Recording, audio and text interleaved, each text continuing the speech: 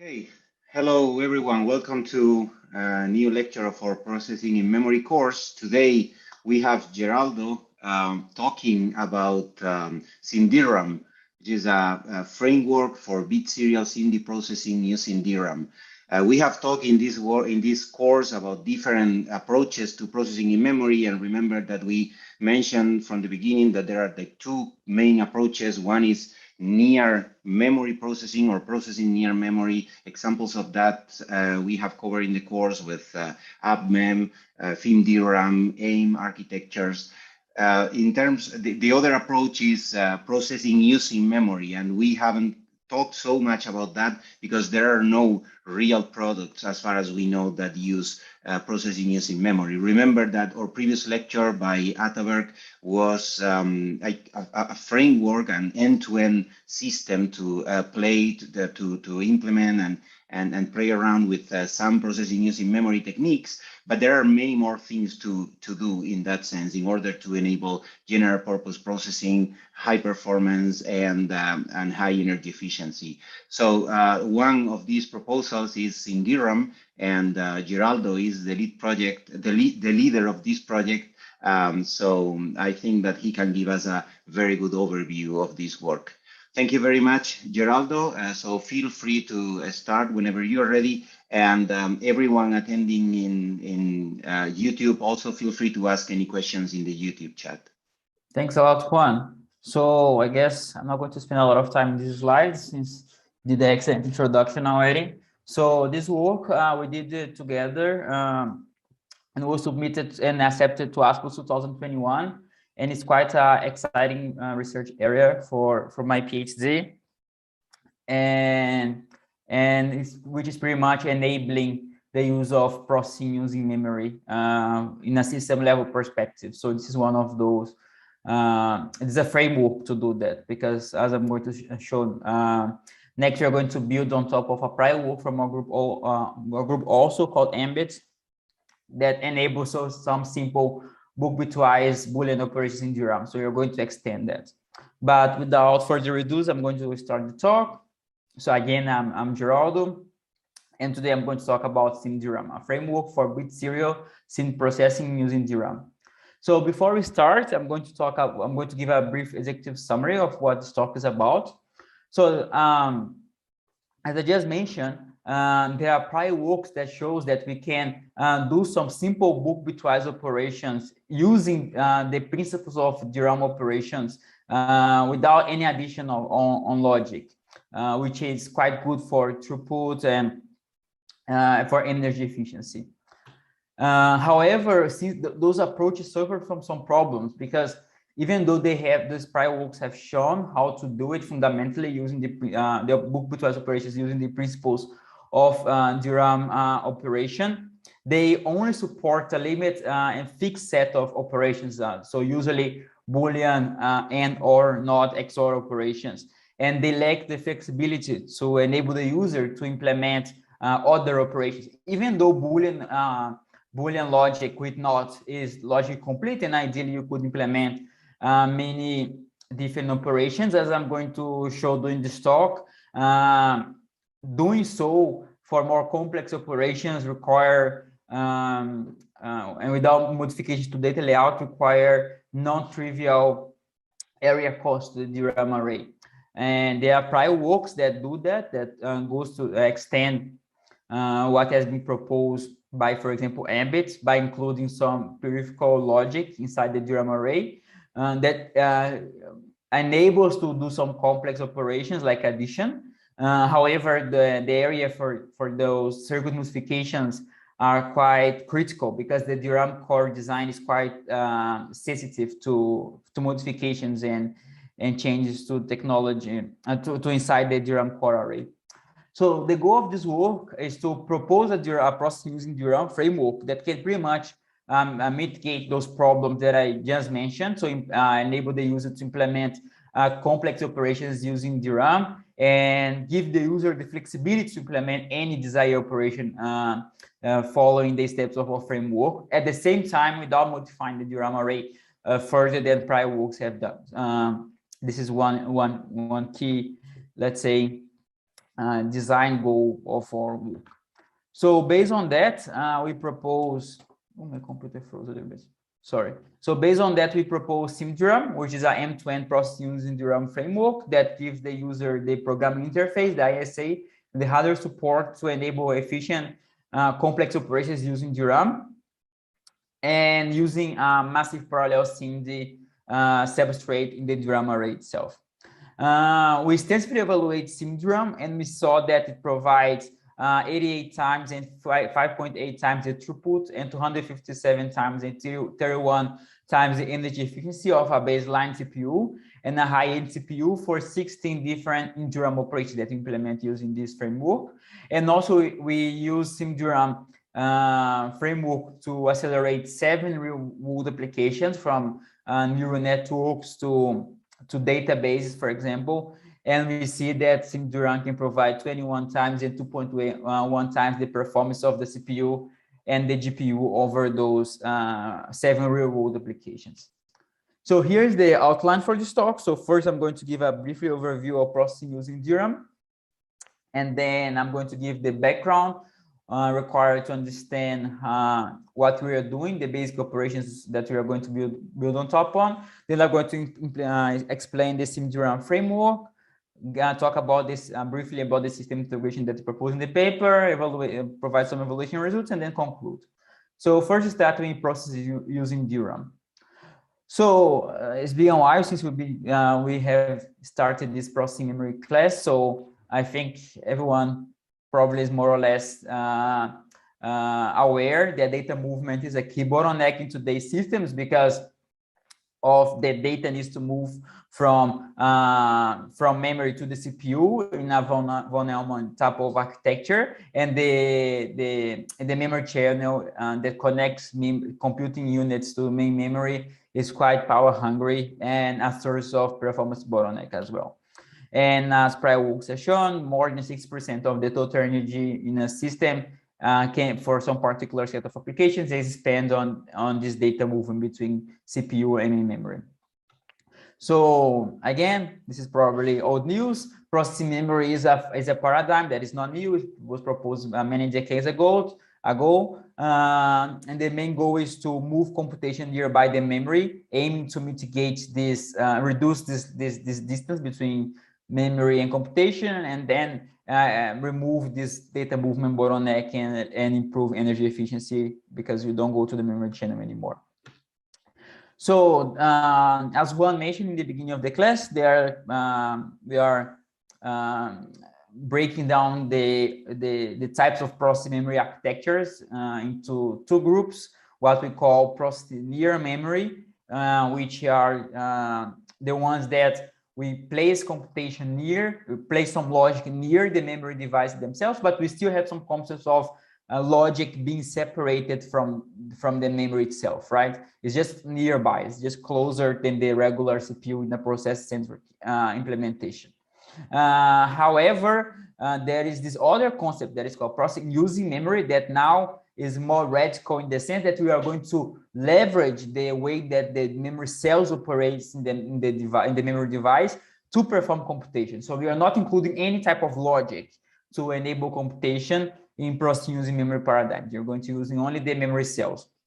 And this is really good because it enables us to leverage the large internal bandwidth for memory devices and the parallelism available inside the memory devices to do computation.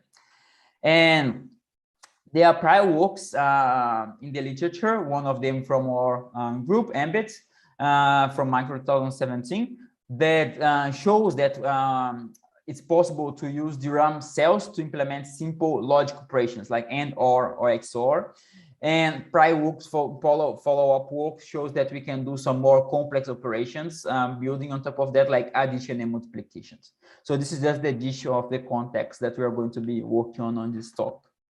So now I'm going to give a brief overview of how DRAM operates and how the prior works on processing using DRAM leverage the DRAM operation to perform computation so we can move forward and understand conceptually what is happening.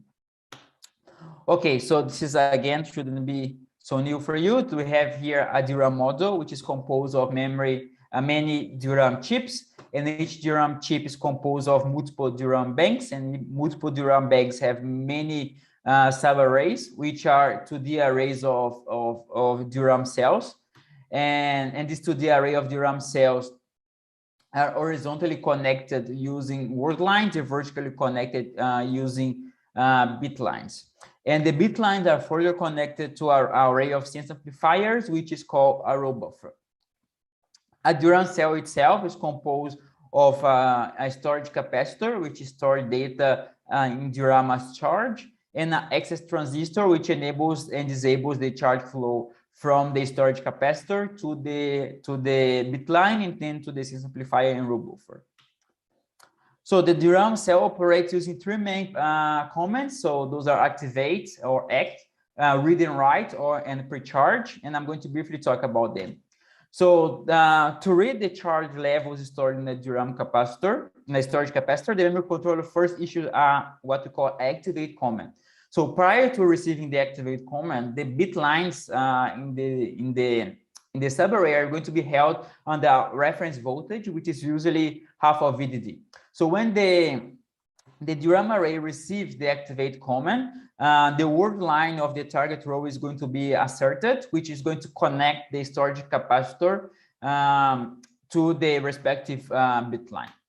Then the storage capacitor is going to share charge with the bit line, and then the sense amplifier is going to be enabled. When the sense amplifier is enabled, it's going to sense a distribution in voltage in the bit line, and it's going to amplify this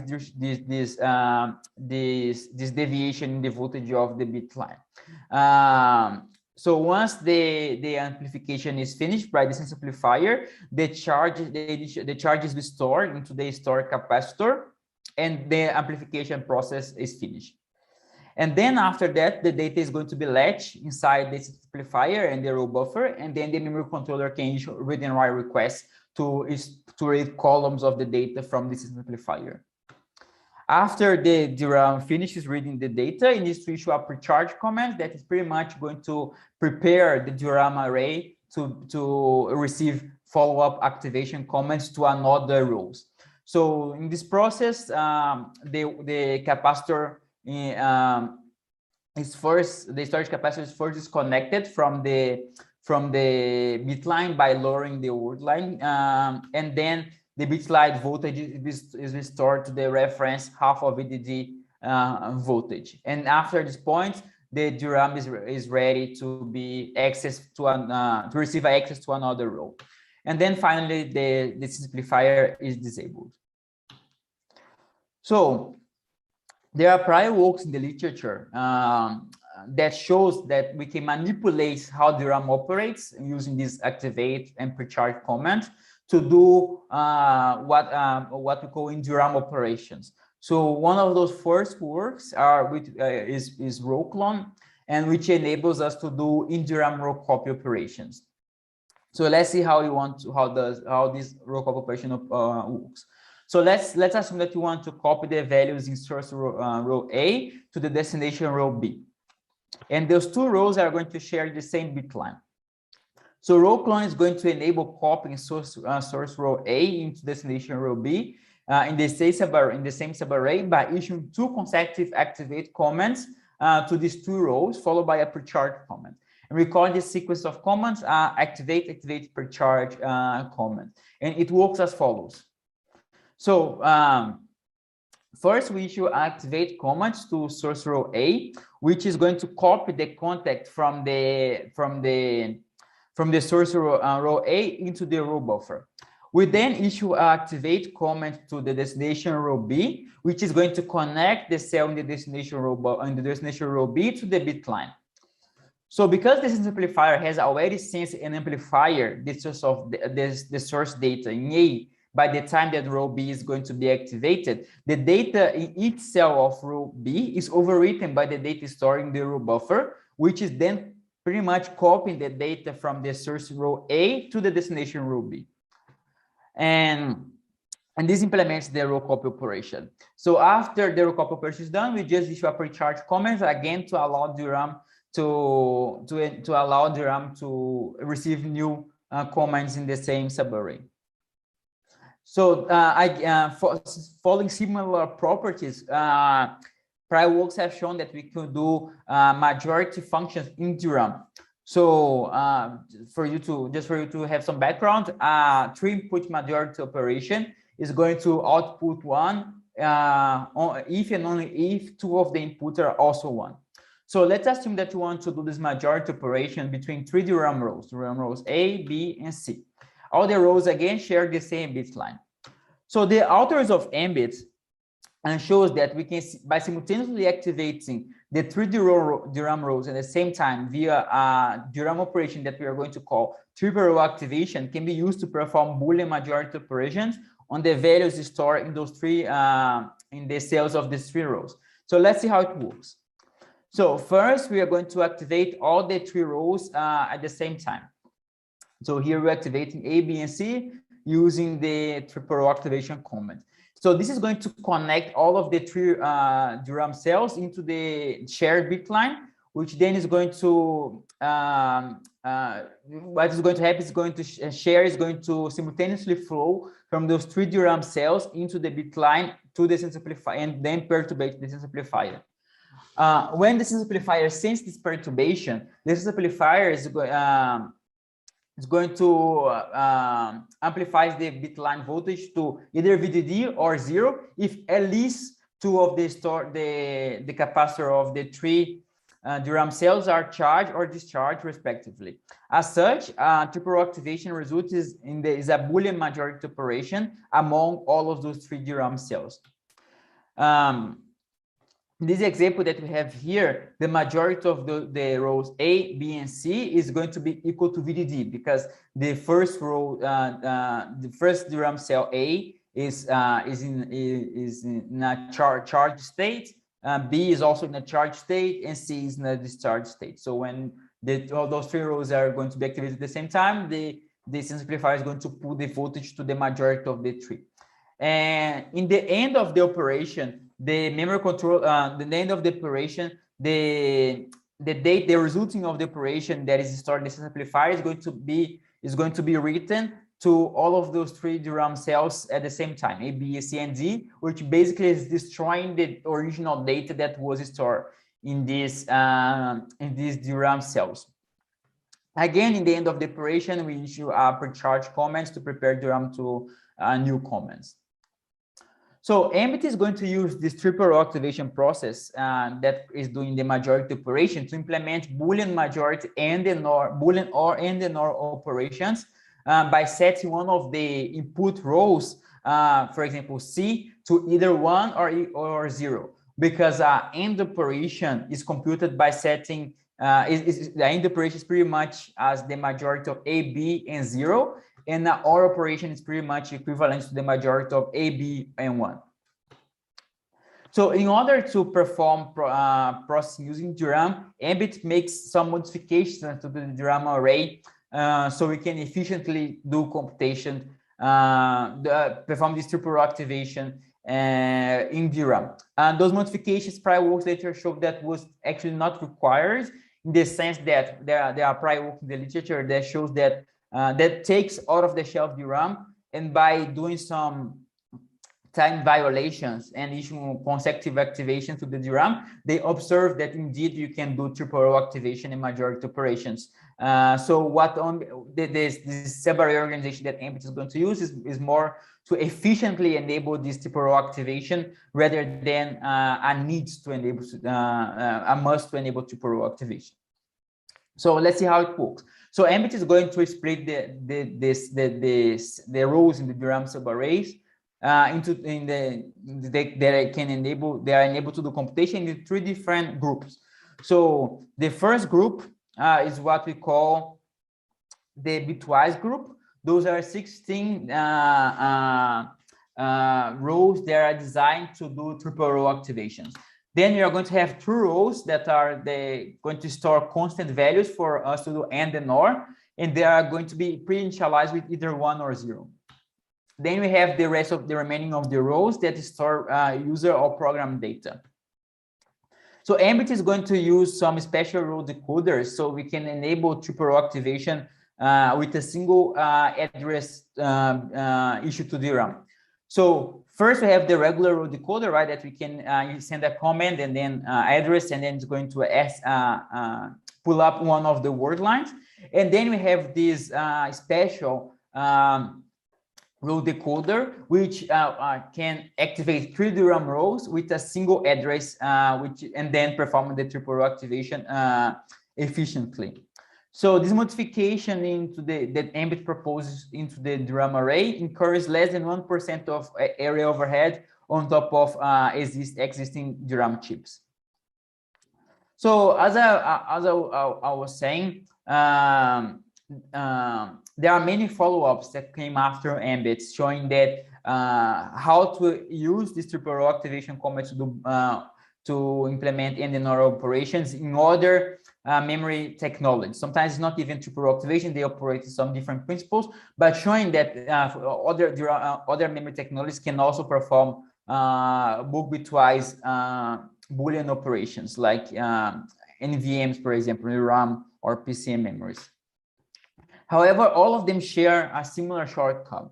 The first one is that they only support simple basic operations like Boolean operations, and/or XOR, or simple addition operations, which is not applicable to, is not wide applicable to a broader range of applications. There are applications that do leverage Boolean operations a lot, but it's not it's a limit set.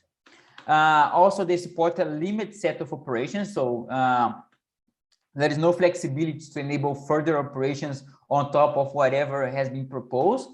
And the ones that do go a step further and propose some more complex operations incur pretty significant change to the DRAM array, which is quite costly in terms of area and power.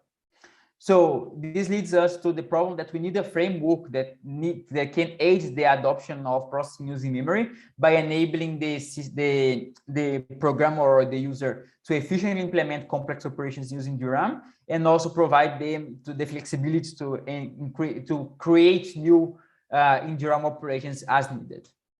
So therefore, the goal of this work is definitely to solve this problem, or to fix those problems for prior works in the literature, and then proposing this processing memory framework that can efficiently implement complex operations in DRAM, give the user the flexibility to implement new operations, and at the same time without changing the DRAM array organization.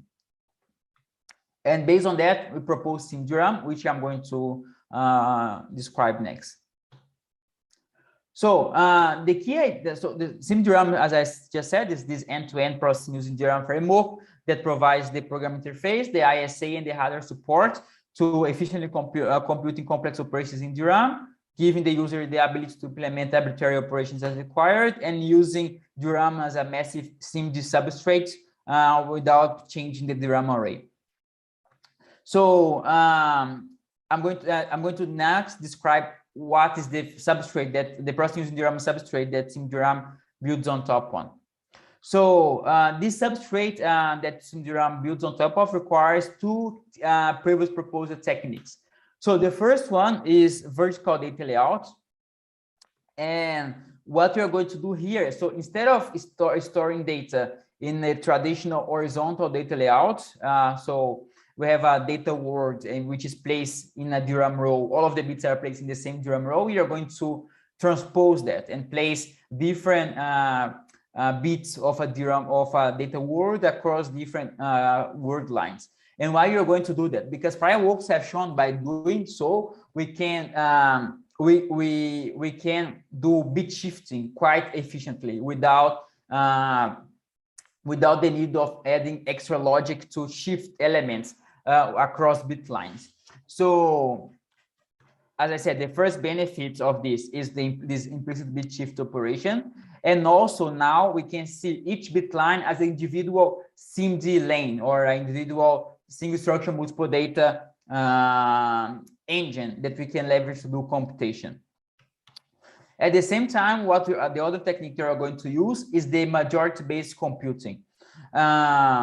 So prior works, as Ambit has shown, right, it was pretty much doing computation on and/or and not operation, which is the regular Boolean algebra that most of us are familiar with. However, since the sense amplifier already implements majority operation naturally, we can take use of another type of algebra, that is the majority-based algebra. And this is going to enable us to provide higher performance than convert everything to AND and or not operations, and also at the same time having higher throughput, because we very much require less number of triple row activation to do the same computation than AND and or and not operations. So next, I'm going to describe the SimDRAM framework. So the SimDRAM framework has three main steps. So it takes as input a user defined operation in the form of and or not logic. So this can be some Verilog codes in some gate level implementation of and or not, or some truth table or something, or anything that gives a and or not representation of an operation. So then the first step of the SimDRAM operation is to convert the and or not logic into majority logic, so we can optimize the number of triple row activation that we are going to need to execute in DRAM to do the desired computation. Then after that, the second step we are going to generate the required sequence of DRAM activate and pre-charge commands that implements that majority graph that we got from the previous step in step 1. Implement them in the DRAM substrate that we are using. That is pretty much what we borrow from Ambit. And we call this sequence of operations a microprogram. So in the end of step 2, what we are going to have is a new SimDRAM microprogram, which is stored in main memory, and also a new SimDRAM instruction that is added to the CPU ISA. This new SimDRAM instruction allows the user to interface to this new generated SimDRAM operation from source code. So then it's important to say that step 1 and 2 are happening offline, right? Before the execution of the program. So then during the execution of the program, the user modifies the application to include this new SimDRAM operation here called bibop new. And then during the execution of the operation, we include a control unit inside the memory controller that is responsible to loading the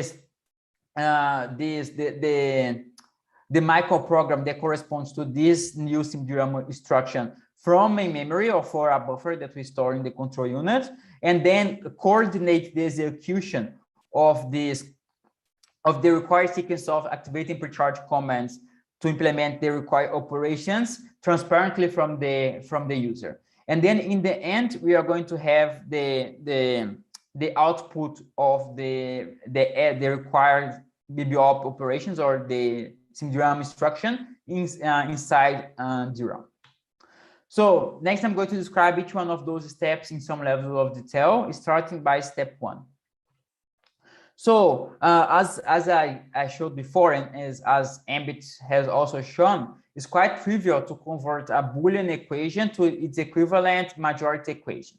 So as for example, AND operation can be implemented using a 3-input majority primitive, where by setting one of the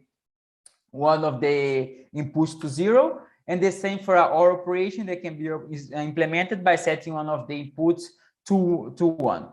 So if you have a AND or not basic implementation of an operation, so here, for example, we have the implementation of a full adder or a 1-bit adder, right? Because just 1 bit.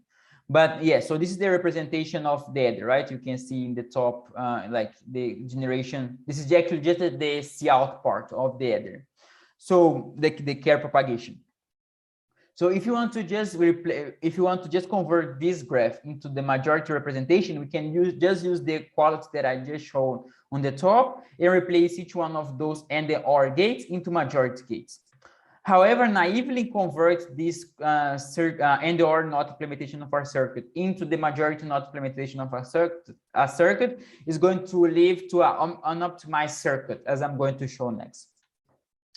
So to address this issue, we are going to perform some majority knot optimizations. So to do that, we are going to take the inefficiently majority knot based implementation of the in or not circuit, and then you are going to give a pass into this circuit using a grid optimization algorithm proposed by prior works, which pretty much optimize this circuit in a similar way that we are used to optimize Boolean logic, right? Using some Boolean optimization rules like the Morgan or reduction. So there is a set of logic operations or optimization operations also for majority-based logic proposed by these prior works. Then we are pretty much applying this set of transformations in this grid optimization algorithms to further optimize and reduce the number of majority gates in our circuits. So here, for example, in this case, we can see that both graphs here are equivalent, and we further optimize this 4-gate graph that generates the cout into one single gate graph that generates the cout. So if you think about latency, it has the potential of reducing the latency of the initial latency of the operation by 1/4, right? Because you're reducing the number of majority gates required to do the computation. So in summary, the main goal of step 1 is of our SimDRAM framework to generate optimized majority knot implementation of the desired operation using this grid optimization algorithm. So let's now take a look into step 2 of the SimDRAM framework. So each SimDRAM operation is going to be stored, as I said previously, in what we call a microprogram, which is a series of microarchitecture operations such activate and precharge commands that SimDRAM is going to use to implement the operation in DRAM. In this way, the goal of the second step is to take the optimized majority knot based implementation generated in the first step and generate a microprogram that executes the desired operation in DRAM. To this end, the second step has 2 main tasks that it needs to execute. So the first task is what we call allocating DRAM rows to operand, which is going to assign each input operand into the majority operation to a DRAM row. And the second step is to generate the microprogram, optimized microprogram that implements the desired operation in DRAM. So let's take a look in step 2 first. So the goal of the first task is to allocate DRAM rows to input operands of each majority primitive into the majority knot based implementation of the operation and in DRAM. So when we're allocating DRAM rows to operands, SimDRAM needs to take into account 2 extra constraints that are particular from processing using DRAM. So the first one is that the number of compute rows that we have available in the bitwise group that I presented previously in the subarray is quite limited, right? We only had some few rows over there because of that special row decoder that we implemented. The second one is that when you perform the majority operation in DRAM, we are pretty much overwriting the initial data to the result of the majority operation, right? Which can be a problem if you need to reuse that input data again. So based on these 2 issues, we present a new allocation algorithm that is pretty much inspired by traditional linear scan register allocation algorithms that compilers use. So our allocation algorithm takes as input the majority knot implementation of the operation generated in step 1, and it starts by assigning each input of each majority logic to the available compute rows one at a time. Since the number of compute rows are quite limited, so here in this example only have 3, this step of the algorithm is going to assign only as many inputs to the compute rows as the number of compute rows that are not allocated yet to our operand. So next, performing a triple row activation in the compute rows is going to at the same time compute the majority of the assigned rows, so A, B, C, and C, and carrying here in this example, and then generating the carry out value for the full header example that we were describing before. So as a result of the restricted behavior of the triple row activation, the carry out is going to be stored in the 3 inputs that was used as for the triple row activation after the majority operation is executed. So our allocation algorithm is going to take advantage of this behavior and reuse these rows for next row to operand allocation in the next round of triple row activations, in case any one of the following majority operations uses as input any one of the previous assigned rows. So next we are going to take a look into step 2 of our task 2, sorry, of step 2 of SimDRAM. So task 2, it is broke down into 3 steps. So let's just recall what task 1 did, right? So task 1 assigned a majority gate. Initially, we have a majority gate that represents a operation. Then we assign to each one of the inputs and output of the majority gate, we assign DRAM rows and triple row activations we assign DRAM rows a similar way that you assign registers to instructions in a regular CPU-based code. So now we are going to generate the microprogram, right? So first we're going to generate the initial microprogram by following the assigned DRAM to rows allocation that was generated by task 1.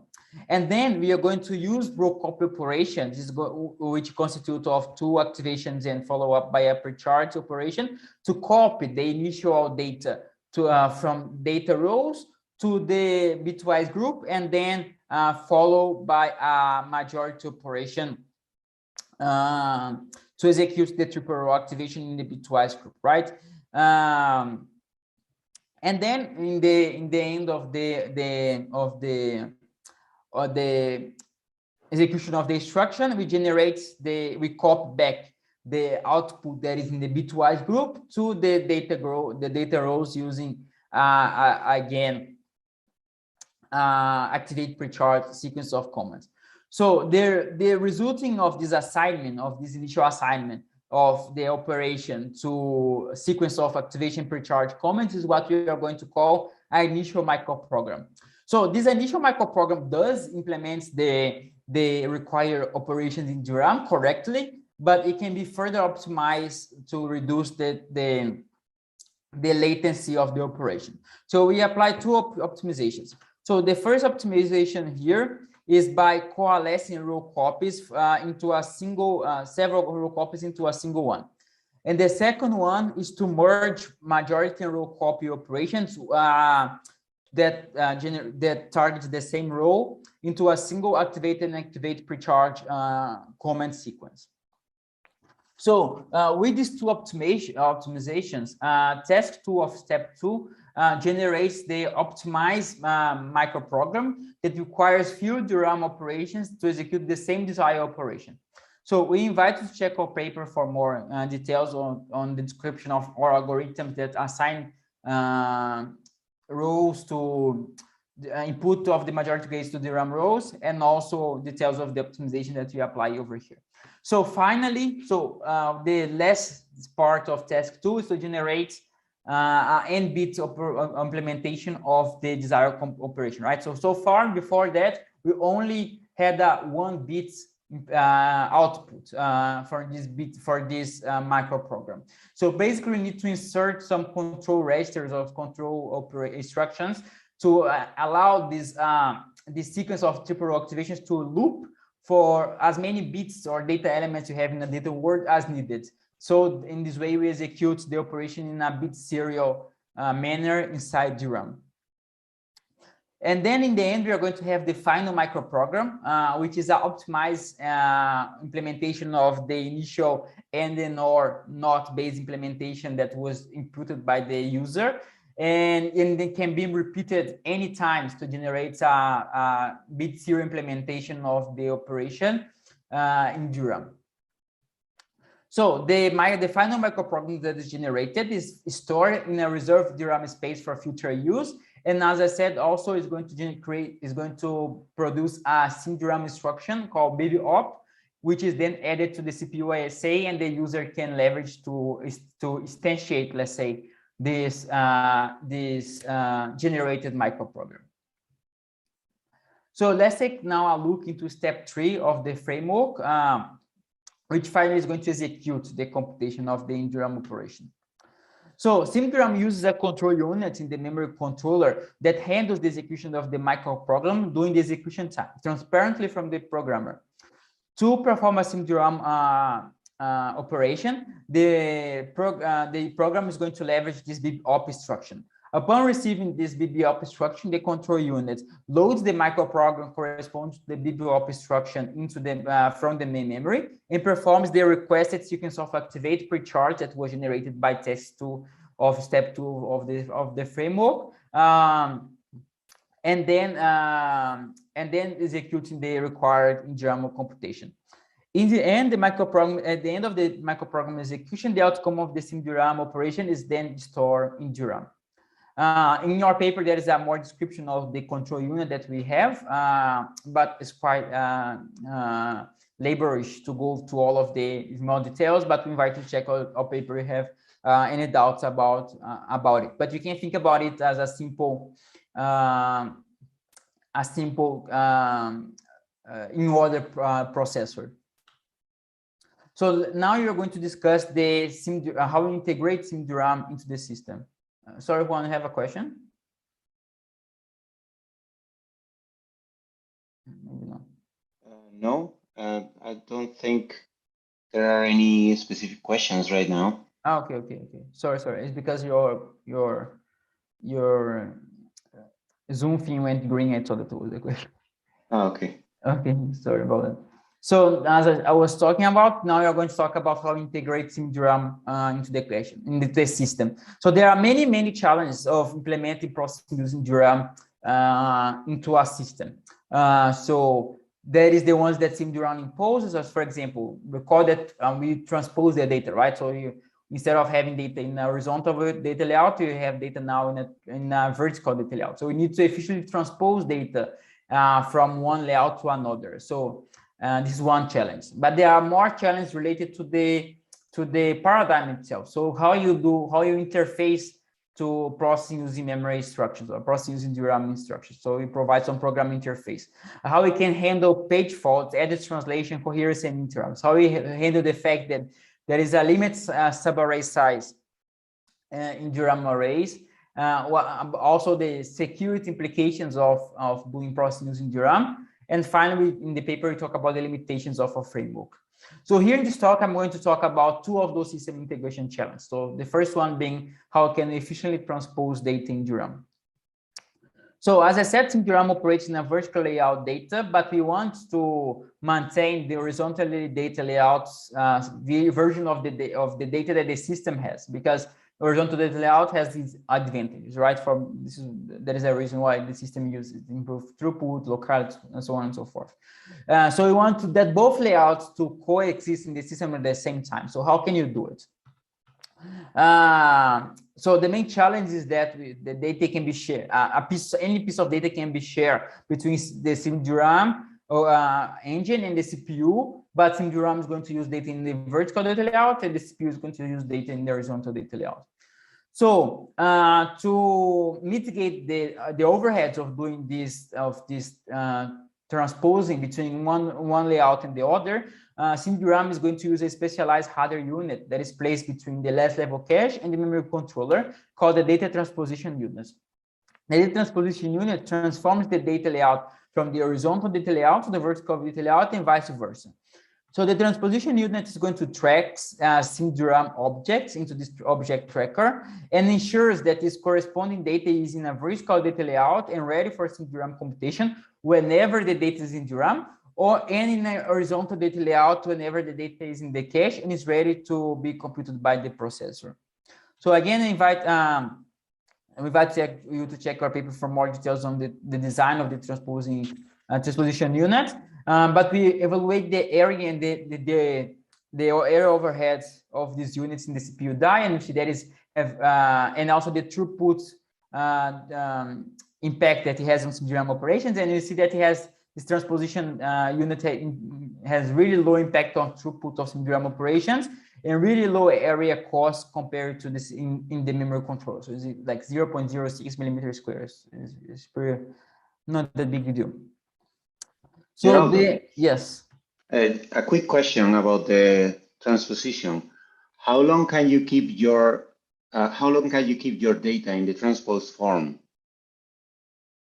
So there is no time deadline for the data to be transposed, to be stay in the transposed form.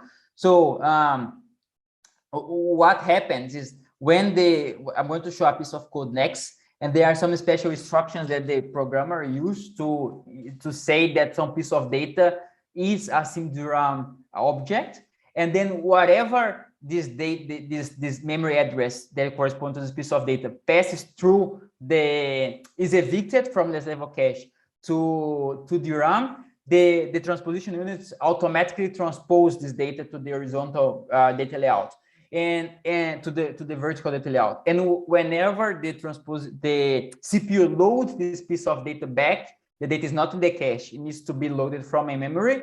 The transposition unit is going to the data is going to pass to the vertical to horizontal transpose buffer and is going to be converted back. So it's highly depends on the access pattern that the application of the user is going to issue, but there is no time deadline for the data to be in either format.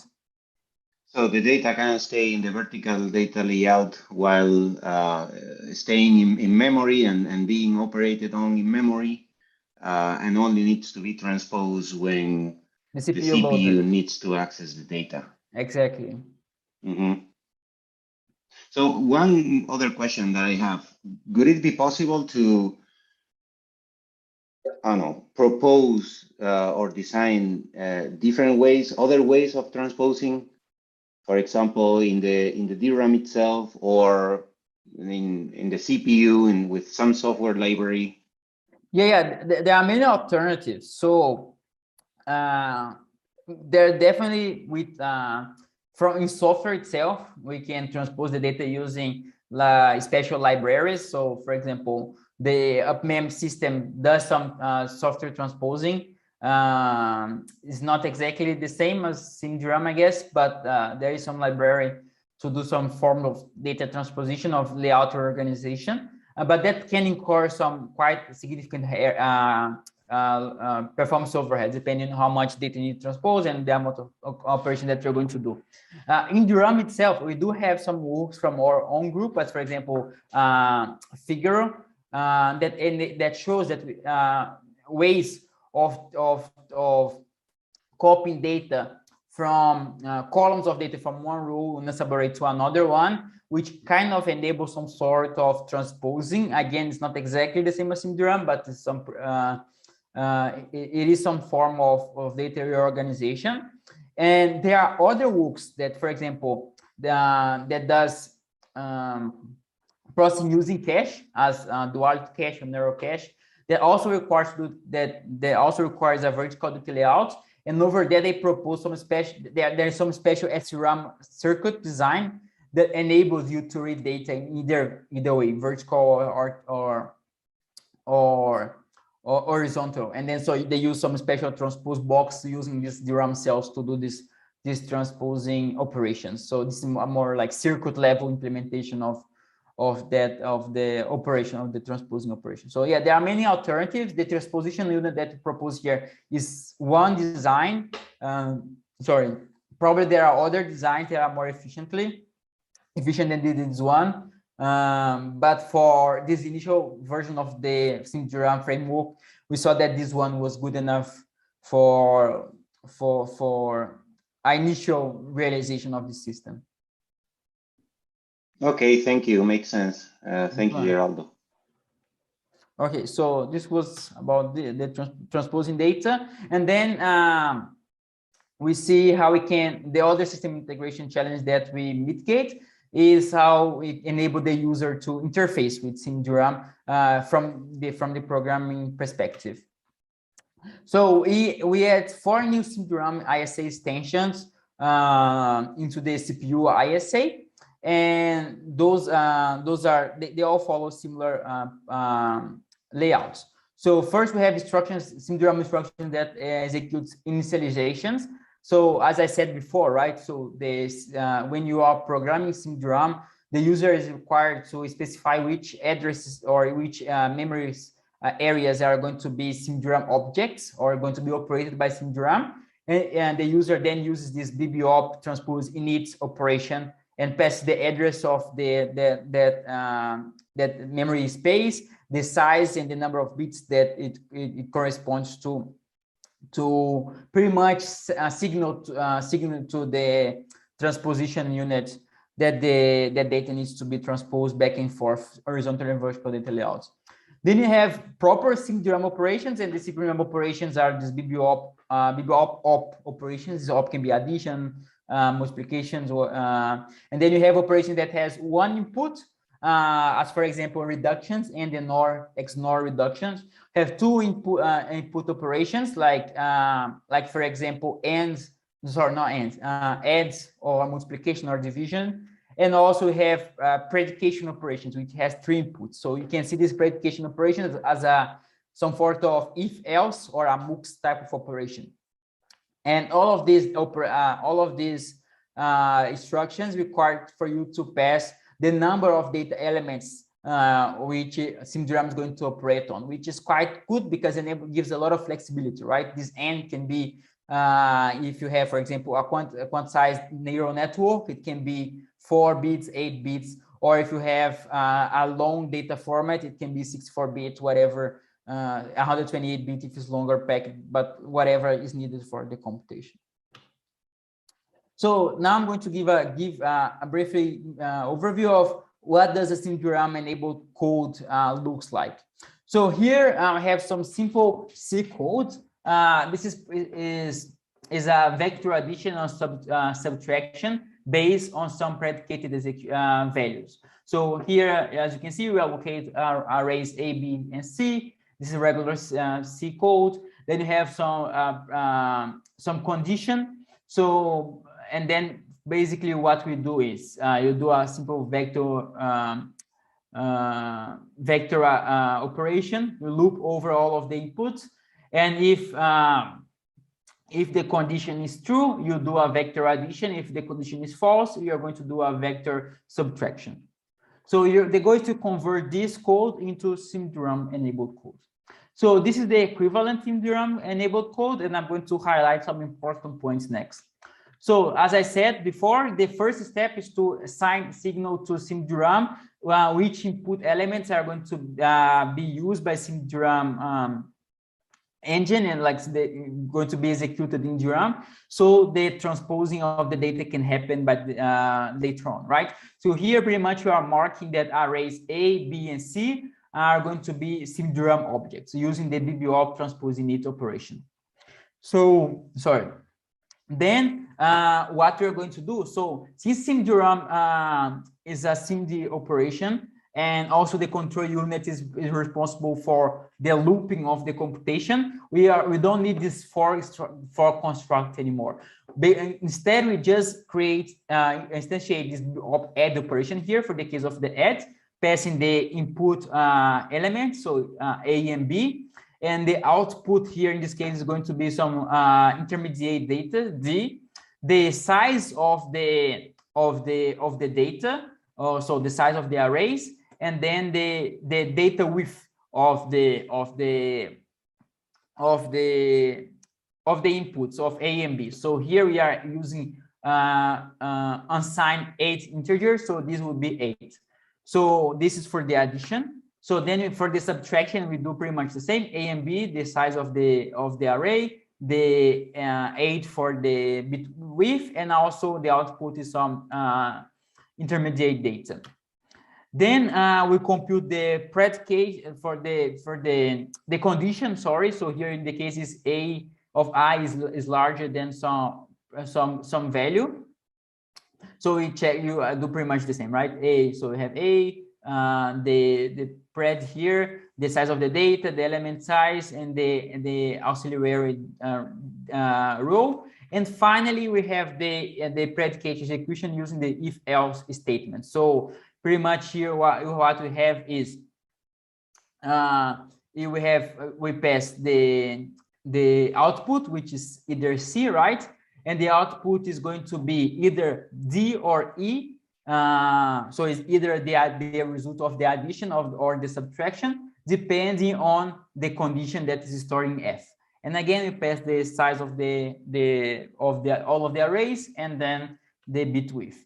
So basically, what we did was we removed we remove the loop construct from the code, and then we specifically issue SimDRAM operations and the NOR, sub and great and if and else to the code. So in the paper we do all of these transformations from code from our real world workloads manually, but we do discuss alternatives. So so this is not much different than doing SIMD programming for AVX instructions, for example. So one way could be leverage those operations or doing some compiler transformations that we discuss in the paper, for example, right? Or providing APIs that encapsulate more complex access patterns. So all of those are possible. So we invite you to check our paper for further discussions into the other system integration challenge that SimDRAM addresses. And if you have any questions about any of them, please feel free to send me an email. I'll be glad to take them. So finally, I'm going to present some evaluation results of SimDRAM. So we extensively evaluate SimDRAM. We did some simulations based on Gen 5, and we consider 3 different baseline systems. So we have a multi-core CPU, high-end GPU, and also Ambit, which is the state-of-the-art memory computing mechanism, but uses Boolean operation instead of majority-based operations to do computation. We evaluate 3 different SimDRAM configurations, all of them using a DDR4 device. The first one is the baseline SimDRAM, which we enable 1 DRAM bank to do SimDRAM computations. This is going to enable us to have a width of SIMD lanes of 8 kilobyte, 65,000 SIMD lanes, which is the same size of the DRAM row buffer, which scales with the number of banks that we enable. So if you have 4 banks, this goes this number of SIMD lanes is multiplied by 4, and 60 banks is multiplied by 16. So we also use the SimDRAM framework to implement 16 complex in-DRAM operations, as for example, absolute values, addition, subtraction, multiplication, division, equality checks, bit count, ReLU operations used by neural networks, predication, and then NOR and XOR reduction. And then we also leverage these complex operations and we implement 7 real-world applications from different domains, so database, machine learning, neural networks, and graphics, to show SimDRAM benefits in real-world applications. So I'm going to provide a brief summary of all of these evaluations. The evaluation section of our paper is quite extensive, and so again, I invite you to check our paper to more details of anything that I'm going to talk next. So the first thing that we evaluate is the throughput of the SimDRAM instructions compared to the CPU, GPU, and Ambit baselines. So here we have in the x-axis all of those baselines, and the y-axis the average normalized throughput in gig operations per second. So we see that SimDRAM 1 bank provides 5.5 times, 22 times, and 88 times the number of the average throughput to call all of those 16 different operations compared to the CPU for SimDRAM 1 bank, 4 banks, and 16 banks. Compared to the GPU, SimDRAM with a single bank is not enough to outperform the GPU. It provides 0 times the throughput of the GPU. However, with 4 SimDRAM enabled banks, you can already outperform the GPU by 1.5 times, and with 16 banks, this goes to 5.8 times. Sorry. Similarly, here the Ambit implementation is also using a single bank. So the fairest thing would be compare SimDRAM 1 bank with Ambit 1 bank and 1 enabled bank. And we see that SimDRAM outperform Ambit by 2 times in that case. But further increasing SimDRAM, the number of SimDRAM enabled banks compared to Ambit enables us to outperform Ambit by 7.9 times or to 1.6 times. So the conclusion is that SimDRAM significantly outperformed all of the state-of-the-art baselines, including CPU and GPU, for a wide range of operations. We also evaluate the energy efficiency of SimDRAM across of the 16 SimDRAM operations. So here I have a similar plot. In the x-axis we have CPU, the baseline, CPU, GPU, and embedded. In the y-axis I have the average energy efficiency in giga operations or performance per watt, basically. And then what we see is that the SimDRAM operations provide more energy efficiency than the CPU by 257 times, the GPU by 31 times, and by embedded by 2.6 times. And again, the conclusion is that SimDRAM is more energy efficient than all of the previous state-of-the-art baseline for a wide range of operations. And finally, we have the analysis of the 7 real-world applications, which again, we are summarizing these plots here. And we see that SimDRAM outperformed the CPU average across all of the 7 applications by 3 times, 8.7 times, and 21 times when you increase the number of SimDRAM enabled banks. Again, SimDRAM with a single enabled bank is not enough to outperform the GPU, neither for 4 banks. In the paper we discussed why this is happening. Some applications do, for example, multiplications, which is the implementation of multiplication in SimDRAM is not that efficient compared, for example, to implementation of addition. And the GPU is extremely good in doing multiplications, for example. So this is the reason why. However, with 16 DRAM banks, SimDRAM can outperform the GPU average across of the benchmarks that we have. Again, SimDRAM outperformed embedded by 2.5 times with a single bank, 7.3 times with 4 banks, and 17.5 times with 16 banks. So we conclude that SimDRAM is quite a efficiently and effective accelerator for many commonly used real-world applications across different domains. As I said, there are many more things in the paper. So we evaluate the reliability of multiple activations in DRAM, the overhead of moving data within and across subarrays, the overhead of data transposition, the area overheads of SimDRAM control units, and also we compare SimDRAM with the previous proposed in-cache computing accelerator. So all of that, we invite you to check our paper for more explanations on that. So before I'm going to conclude, I'm going to ask Juan if there is any question on the chat. Otherwise, I can conclude. No, I don't think that there are any other questions right now. Okay. Okay, so let me conclude. So in this paper or in this talk, we introduce in more details the processing using memory paradigm in processing memory, which is instead of including some logic devices into the DRAM array, we are leveraging the DRAM cells in the operation principles of DRAM cells to execute computation in a more, let's say, fundamental way, because again, there is no logic included being included here doing the computation. And we build on top of prior works and this idea of processing using memory to enable complex operations and flexibility of enable new operations as required in our end-to-end processing using DRAM framework.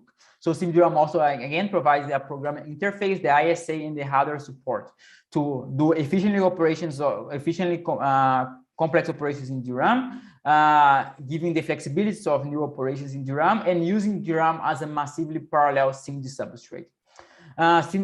We extensively evaluate SimDRAM and we see that it extensively outperforms a CPU, a GPU, and embedded for 16 in-DRAM operations.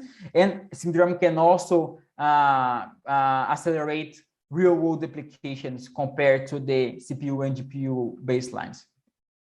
So we hope and we believe that SimDRAM is a promising processing memory framework that can ease the adoption of processing using DRAM architectures and substrate for leading to the future, and also can improve the performance and energy efficiency of other of processing using DRAM architectures in general. Again, thanks a lot for listening. And if you want to check your paper, you can scan the QR code in the screen. So thanks a lot, Juan. I don't know if there is more questions from the audience. Thank you, Geraldo. I don't see any new questions in the YouTube chat. There might be some questions here in Zoom. In the meantime, I can ask you something. So as far as I know, SimDRAM supports operations on integer values, right? So how about floating point values? Could that be something that could be implemented in SimDRAM as well? And what, if possible, what would be the performance that you would expect? Yeah, so we do discuss a little bit the problem of implementation of float point operations in SimDRAM, and it is possible to implement float point operations in SimDRAM with support of the memory controller. However, when you implement SimDRAM, for example, float point addition, we need to do mantissa normalization, right?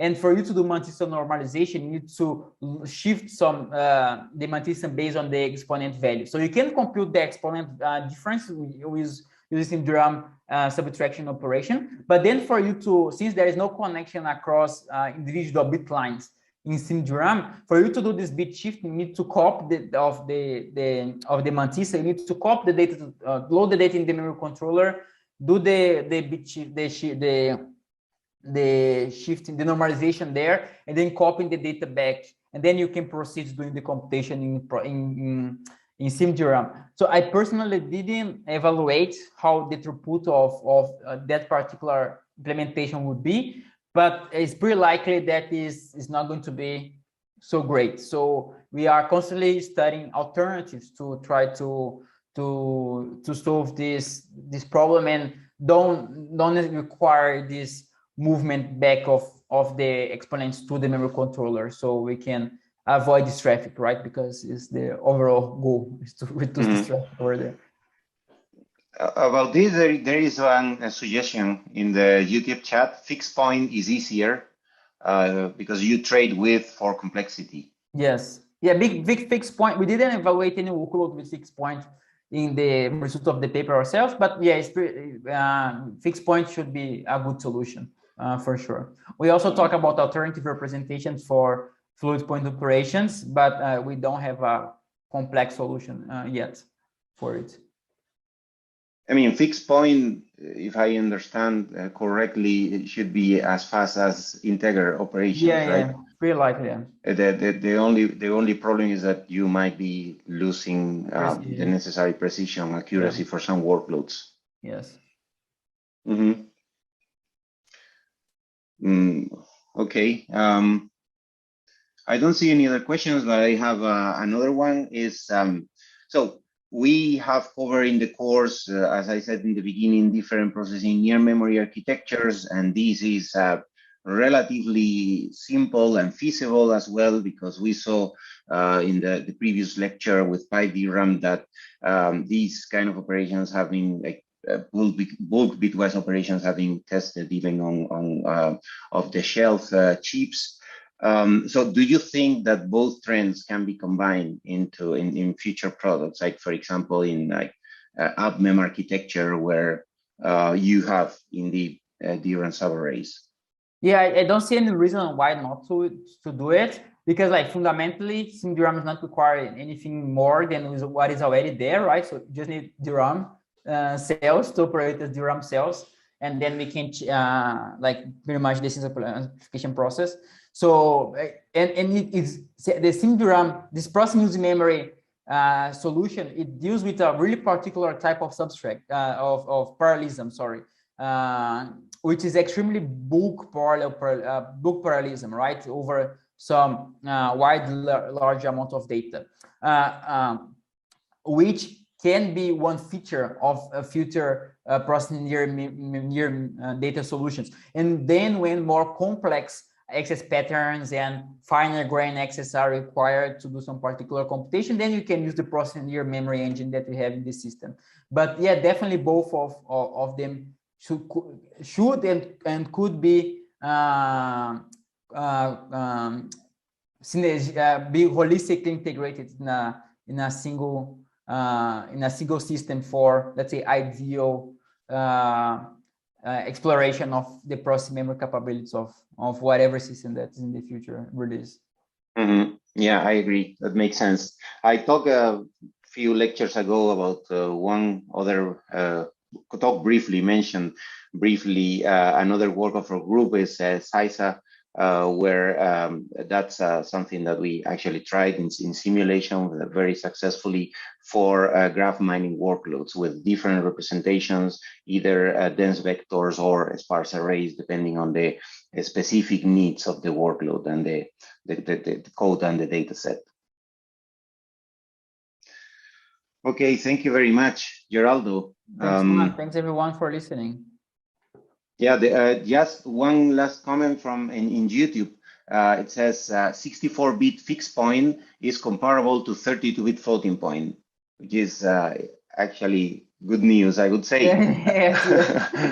I mean, there is still the fact that operating in SimDRAM, because it's bit serial, the higher precision requires significantly higher latency, right?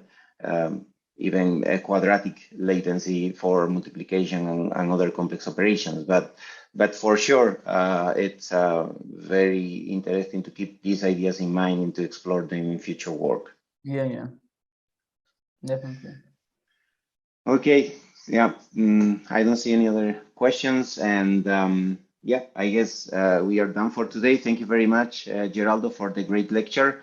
And I think we will have you again next Thursday for another interesting proposal. Yes. Thanks, Juan. Okay. See you guys. See everyone next week. Yeah. Thank you, everyone, for your attention, and see you in the next lecture. Bye-bye.